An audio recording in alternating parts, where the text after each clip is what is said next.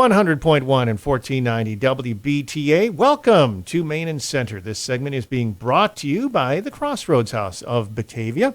And I'd like to welcome to the studio a good friend of ours, Diane Saya. Good to see you. Good morning. Good morning. Welcome to the studio. And Diane has brought a guest. And some of you might know him as the Genesean of the Year. But if you're friends with him like I am, I know him as Jeff Allen. He's the executive director of the Crossroads House. Good morning, Jeff, and congratulations. Thank you, Chris, and good morning. Diane, you've got all sorts of things that are going on fundraiser-wise. You have been busy over the holidays and into the new year, and I know you want to let people know about several things that are coming up, and you can spell those out, and then we get into the meat of the discussion with Jeff this morning. So take it away. Thank you. Well, we have a very popular fundraiser coming up in just 10 days, and that's the Betty Ellison Memorial Bowling event. It's Friday, Saturday, Sunday, February 21, 22, 23, right here in Batavia at the Mancuso Bowling Center. So we still have some open shifts. We're going to have raffles, food 50-50, and no tap scoring. So there's going to be 5 people to a team. You can go to crossroadshouse.com to register and pay online. Look for that upcoming events tab. That's where you'll want to click. And if you register by Valentine's Day, you get a discounted rate. So get a move on. Excellent. That's fantastic. That's coming up very soon, folks. You want to be a part of it. Proceeds going to benefit our fine friends over at the Crossroads House. Diane Saya is the Director of Development. And then we go right to her boss, the Executive Director, right? That is right. Jeff Allen. Congratulations again. He is the Genesean of the Year. And did you have to lobby for that? No. My office staff, Diane, and my office manager, Gail, submitted an application for that. And I was just very, very blessed to have been chosen as Genesean of the Year. It's a very humbling experience. It is. It is. Do they give you a sash or a crown? I was hoping for some sort of a tiara that I might be able to wear around the community in the future. As well deserved. Congratulations. Jeff, for those that aren't aware, the responsibility of organizing and arranging things at the Crossroads House it can be quite tasking. But your previous career was even more so, more difficult. Tell us a little bit about how you became the gentleman that you are today. What got you into before the Crossroads House? Chris, I do get asked that question quite a bit. I'm a retired corrections officer, New York State corrections officer. And the obvious question is that seems like a natural transition from a prison guard to directing a comfort care home. But the reality is that during my career as a correction officer, I also served as the Employee Assistance Program Coordinator at the prison that I was at, and was exposed to a lot of different trainings, one of which was critical incident stress management, and that is response to the officers or employees who had been exposed to a serious event and the follow-up to that through a debriefing process. And that exposed me to a gentleman who later became an international disaster management coordinator.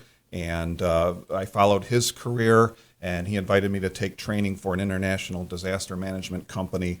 Through that training, I became a consultant for an international disaster management company out of Houston, Texas. And one of the first call-outs for family assistance was the 9/11 terror attack in New York City. That was one of your first big things? Oh, my gosh. That was our first call-out as family assistance specialists. We went down there and we assisted the families who had loved ones who perished in the first tower. Oh, my gosh. The first plane. Wow. And you were able to handle that. That's amazing. So one of the duties in doing that was coming alongside the families who had lost loved ones, just making sure that they had access to the morgue records, different things that they needed to do while they were in New York City, just post-incident. As we go on through that experience, I had gone to several airline incidences, and one of my longest call-outs was responding to Thailand in the Southeast Asian tsunami. That was in Phuket, Thailand. It was what, 06? That was 05. 05. 04, 05. And over 30, 40, 50,000 people lost their lives in that disaster of unbelievable biblical proportions. Correct. Unbelievable. the fact that you were able to get this disaster management and EAP work done early on in your career, I think set the tone where you were able to be like, you know what, I can handle any situation.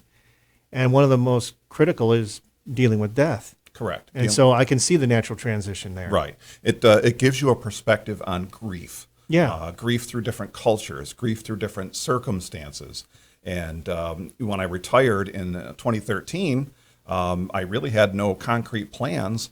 But as many young retirees know, that you spend a couple of months at home on the honey-do list, and then pretty soon your wife says, "Get out of the house and do something." It doesn't take long. You want to do something. Yeah, I totally relate to that. Yeah. And I got a text from my daughter one day, and she just said that Crossroads House was looking for an executive director, and my response was, "And?" with a question mark. And she says, "I think that's got you written all over it." So many people see. And congrats to your daughter for recognizing that. So many people see nonprofits and they're like, oh, well, I'm not going to make any money at that. As a retired person, a young retired person, it's not about the money. Correct. It's about the challenge and the effect that you're having on these people. It's about meeting a need, and Crossroads House meets a need in the community as the only comfort care home that is needed. There are only 3 end-of-life beds in Genesee County, 1 at the hospital and the 2 at Crossroads House, and for a population of 68,000. People want to die in a home-like environment, and Crossroads House meets that need. With the family around them, if possible. And you guys do a superior job. I've been over there. You guys have given me the tour. I find it tremendously relaxing, sedate, and your volunteers are always so gracious to show somebody around, and they're always offering me food. There's no shortage of carbs at Crossroads House. I can assure you that. It is a great organization to be involved with. And I want to reach out to you and Diane for your input on how people can get involved with the Crossroads House. Obviously, as the executive director, you know where your needs are the most. And I think Diane could also state, you need paper towels and cleaning supplies and this and that, but you also need volunteers to use them. Correct. Probably the asset that we need the most is the human asset, and that's the volunteers. It takes about 60 volunteers a week to fill our schedule. We actually have nearly 200 volunteers that are involved in the organization in some way, shape, or form. 80 to 90 resident care volunteers, and the rest doing garage sale, office work, fundraising, housing and grounds. It just takes a lot of people to accomplish what we do. And it's a really rich resource that Genesee County has, is volunteers. And that's why we're able to do what we're able to do here in Genesee County. What are the qualifications if I want to volunteer? What do I got? I got to be, 21 and older? Do I got to be a resident of Genesee County? No, none of that. Just a compassionate heart, the ability to make a pot of coffee and a grilled cheese sandwich, as Kathy Penna would say. I can do that. That's correct. And if I can do that, anybody can do that. And I don't burn my grilled cheese as long as I stand around. I leave the room, then there's a chance, and I'll smell the smoke. But if you are a person at home and you have an hour or two, how many hours do you like them to get in a week? Ideally, we would like someone to take a 4-hour shift per week. No, that's not bad. But if you can find someone to join with you and maybe alternate weeks, you could even do 4 hours every other week. And if you are the type of person, I don't want to deal with people, I don't want to have to deal with the residents and this and that. You don't have to. Correct. There is cleaning, dusting, shoveling. There is organization in with regards to garage sale, and I've been in that garage. And one of your volunteers is just fantastic. I always make sure that everybody's got a hook up there, right? And tells me the garage sale's coming. You better be here. Bring your wife. You can do some cooking, light cooking. You can do laundry. There's all sorts of different things without interacting with the residents if you don't want to. Correct. Yeah, we're in a house that was built in the 1850s. And wow. There's always something to be fixed and puttered with. So we need handymen. We've just been blessed through the Rotary Club grant with a brand new snowblower and lawnmower. So nice. We need somebody to use those. We do have a person who mows our lawn in the summer, but this is the first snowblower Crossroads House has ever had. So if you like putzing around with a snowblower, give me a call. We're at 343-3892, and I'll set you up with some snowblowing tasks. Give people a little layout, the history of the Crossroads House. I know Kathy was in not long ago, and she discussed the, founding it and the inspiration and why. Your assessment, though, I want your take on the Crossroads House. Crossroads House fits a need because the process of dying has always been a hands-off process, and it really needs to be more of a familial and intimate relationship with the dying person and their loved ones. And Crossroads House fills that niche. You bring your loved one to Crossroads House, and Crossroads House staff and employees and volunteers, they're going to be the doctor, they're going to be the nurse, they're going to be the janitor and the caregiver, allowing families to just be families. And that's when some very, very important legacies and memories are made during that time. And that's what's most important. You just be family and we'll take care of the rest. And that's the kind of niche that Crossroads House fills. 3 beds are all that exist in Genesee County. 2 of them are over at the Crossroads House.